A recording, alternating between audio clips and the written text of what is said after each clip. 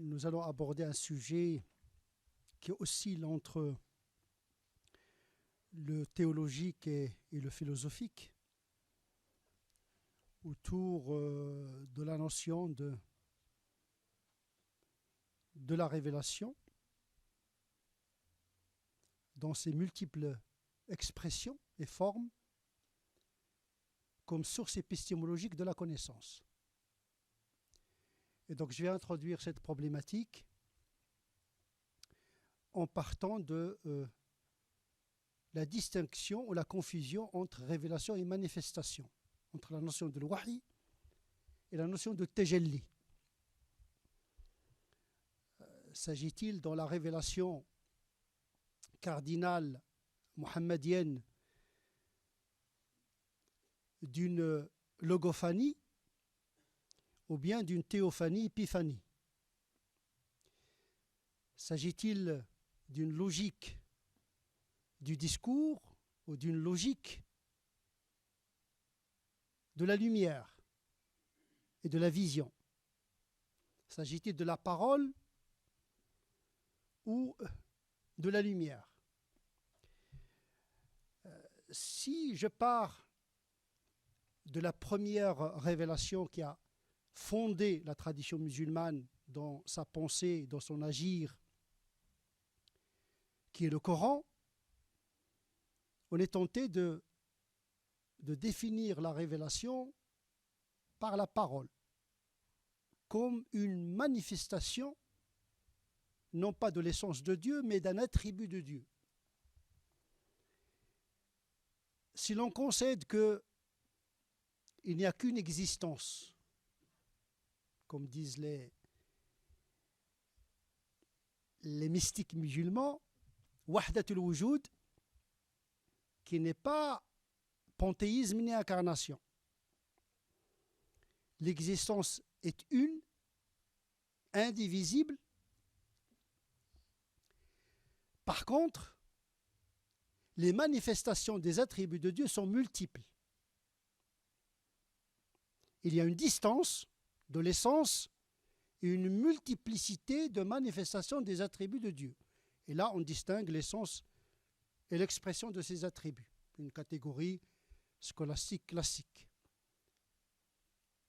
Et donc, quand on parle des manifestations,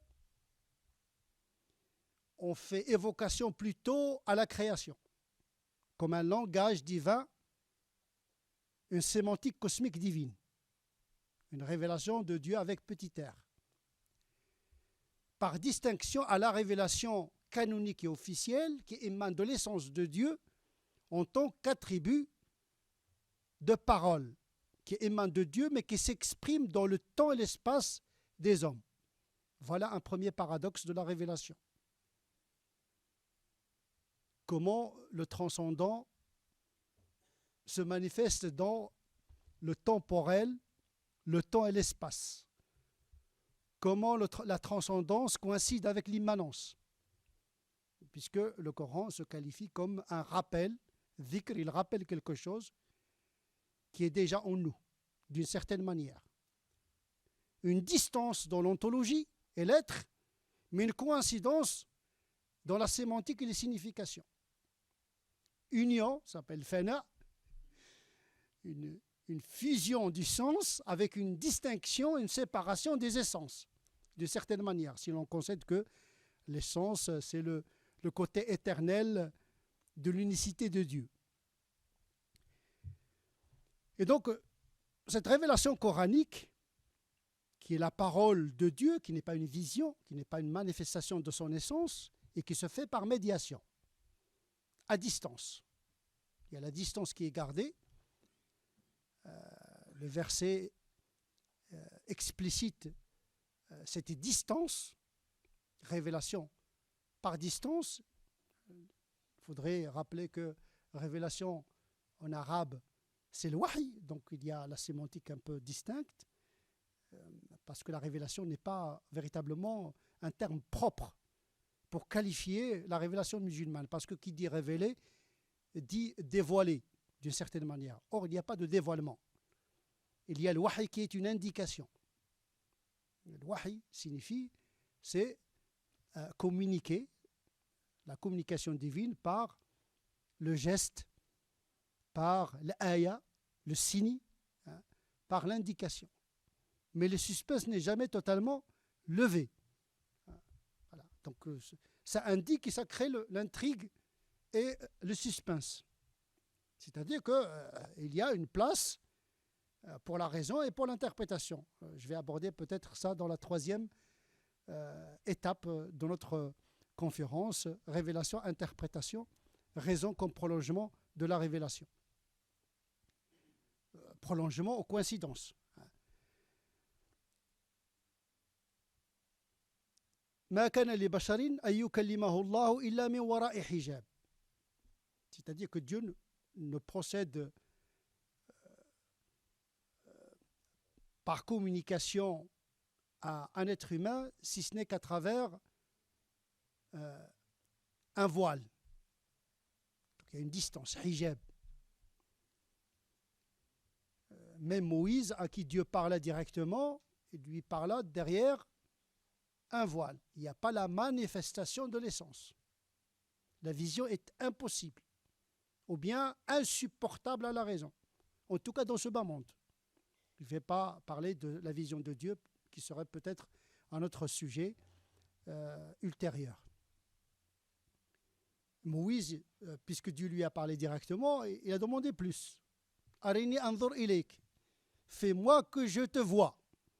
Fais-moi voir pour que je puisse te voir. Arini anzur ilayk. Fais-moi voir pour que je te vois.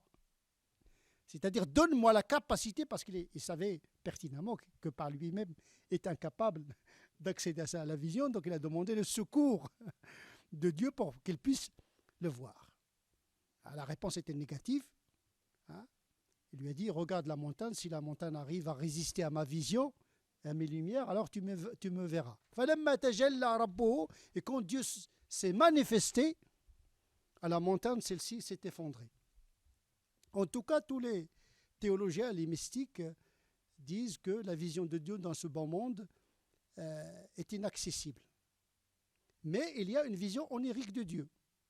Dieu, le prophète a vu Dieu dans le rêve, il y a même des savants, Ahmed ibn Hanbal, etc. Donc, on va voir la révélation onirique par le rêve. Pourquoi? Il y a un accès à la connaissance par le rêve qui n'est pas disponible par le raisonnement et dans l'éveil. On verra pourquoi. C'est en rapport avec l'âme et le corps. Parce que le sommeil, c'est une séparation temporaire entre le corps et l'âme. Et donc, l'âme, dans ce cas de figure, est plus émancipée et donc est plus apte et la plus à même à accéder à des vérités que l'âme ne peut pas découvrir pendant l'éveil, tout simplement parce qu'il est emprisonné dans la pesanteur du corps. Et donc, l'amaliya tazkawiya, tout le travail de la purification, justement, vise un petit peu à émanciper l'âme pour qu'elle puisse accéder à cette connaissance. Connaissance irrationnelle ou rationnelle, peu importe. Et donc, la communication divine procède à travers un voile, par médiation, céleste déjà. Ou bien il envoie un envoyé céleste. Donc, il y a deux agents. Un agent céleste et un agent terrestre. Et donc, il y a toujours cette médiation. Le canal médiatique de communication passe par deux étapes, l'ange, puis la réception de la parole par le prophète Mohammed. Ça, c'est la définition de la révélation coranique, parce qu'il y a d'autres formes de la révélation que le prophète a vécues. Là, on parle de la révélation du Coran, qui a sa propre définition. Tout le Coran a été révélé par la médiation de l'archange Gabriel. Mais il y a d'autres formes de révélation, médiates, immédiates, que peut-être nous aurons l'occasion d'évoquer. Cette révélation est caractérisée par l'inattendu de son irruption.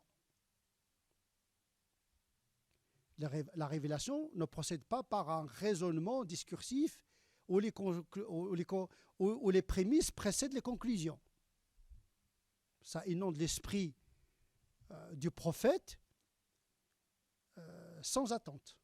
D'abord, ce type de révélation ne s'acquiert pas, ni par le raisonnement, ni même par l'expérience mystique, ce qui est différent de l'inspiration. C'est un don gratuit et qui ne doit pas se refuser. Parce qu'il ordonne, il missionne le prophète. Et les Nogour, ils fondent une religion. Ça, c'est la révélation fondatrice d'une religion par la médiation d'un homme qualifié de prophète, Nabi. Celui qui reçoit l'information, c'est ça, Nabi. Naba, c'est l'information. Nabi, c'est celui qui reçoit l'information. Mais Nabi également veut dire celui qui est au sommet. Il a atteint spirituellement le sommet pour être dans une proximité spirituelle, intellectuelle et physique également, parce que la révélation, c'est un contact physique également. Hein, c'est un fait réel, même s'il était incompréhensible. Il y a un contact. Ce n'est pas un délire, ce n'est pas des impressions, c'est un contact. Hein. Donc voilà un des paradoxes de la révélation, la transcendance qui rejoint le biologique et l'immanence dans les transmutations physiques que subit le prophète lors de la réception de cette information.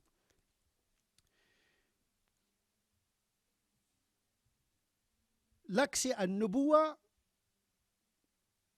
se fait par un don gratuit. On ne demande pas la prophétie, même dans nos prières. On ne demande pas à Dieu qu'il nous rende prophète. D'abord, c'est interdit. C'est prétentieux. Et généralement, la révélation, avec toutes ses déclinaisons, bien sûr, mais la révélation qui ordonne et qui canonise le prophète, eh bien, elle est inattendue. Il surprend même le prophète qui la reçoit. Ma kunta tarju al-kitab. Tu n'espérais pas recevoir le livre. Il n'était pas dans sa grotte en train de provoquer la révélation. On ne provoque pas la révélation. Donc c'est une donation et c'est une gratuité. On ne peut pas la commander. Même si son intelligibilité ou bien échappe à toute enquête. On ne sait pas comment se fait cette éruption dans l'esprit du prophète. D'ailleurs, le prophète était très sceptique à tout contact avec le monde invisible. Dans son entourage, le monde invisible, c'est les démons, et donc il était rétif au contact avec l'invisible. C'est pour cette raison que lorsque l'archange Gabriel l'a serré, il lui dit « Iqra, lis ». Il dit « Je ne veux pas lire ». Généralement, on dit « Je ne sais pas lire ». Non. « Ma ana biqari », je ne veux pas lire, je ne veux pas entrer en contact avec toi, je ne te connais pas. Donc il y a un moment de doute, parce que la révélation, ça vous trouble, hein, ça vous perturbe, le propre même d'une révélation, ça vous renverse d'une certaine manière. Ça vous sort du commun. Donc il y a un effet psychologique, intellectuel et physiologique. Hein. Et donc le prophète était, même dans sa période pré-islamique, avait horreur d'être qualifié comme poète. Parce que dans cette tradition, le poète est généralement inspiré par les démons. Hein. C'était dans cette culture. Sha'ir, la pire des insultes était de qualifier le prophète de sha'ir, parce que ça renvoie à la possession. Et donc, quand il a senti cette présence, au départ, il a pensé à une possession. Mejnoun, sha'ir, possédé, etc. Donc, il avait une certaine rationalité. Ça veut dire que le prophète n'était pas bête, béat, en train de recevoir toute communication à n'importe quel prix. Un moment de discernement. Donc, quand on reçoit une révélation, il faut avoir un moment de discernement, de qualifier une révélation satanique, une révélation angélique, une révélation divine, une révélation immanente, vient de l'esprit du croyant lui-même. Donc il était dans un moment de trouble et de discernement. Il a voulu même, selon le Bukhari, se suicider, parce qu'il avait honte d'être qualifié d'être possédé. Donc il est allé en courant vers Khadija pour le rassurer. Et donc lorsqu'il lui a évoqué les symptômes de la réception, il a dit non, c'est pas le démon, c'est pas possible, tu es bon, tu es gentil, etc. Le démon ne peut pas. Donc il avait déjà une prédisposition morale et spirituelle qui fait qu'il ne peut pas être sujet de possession satanique. Et donc, la révélation, de par son essence, est inattendue. On peut trouver également cet aspect dans toutes les formes d'inspiration, même dans le domaine scientifique. C'est ce qu'on appelle la sérendipité. Voilà. On trouve ce qu'on ne cherche pas. C'est ça en vérité, une découverte. Lorsque vous savez ce que vous cherchez, ça veut dire que vous ne faites pas la recherche. Vous avez une méthode de rechercher, mais vous n'avez pas le produit final. Et donc, c'est ça le propre d'une révélation. Hein. Et ça, il y a la révélation religieuse, et il y a d'autres formes de révélation qu'on peut qualifier d'intuition, bien d'inspiration. Mais en tout cas, elle échappe à la question du raisonnement, elle échappe à la logique du temps de la chronologie. C'est-à-dire que la révélation inonde l'esprit de celui qui la reçoit d'un bloc. Il n'y a pas cet algorithme de la pensée dans la révélation. Et ce qu'elle dépose dans l'esprit de celui qui la reçoit est plus grand que le langage.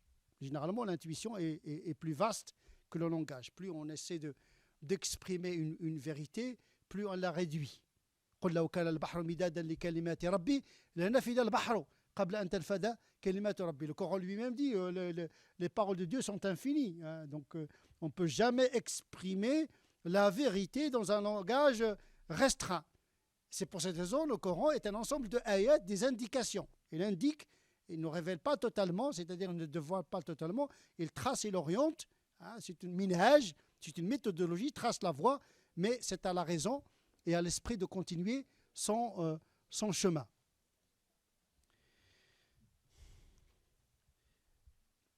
Cette forme de révélation canonique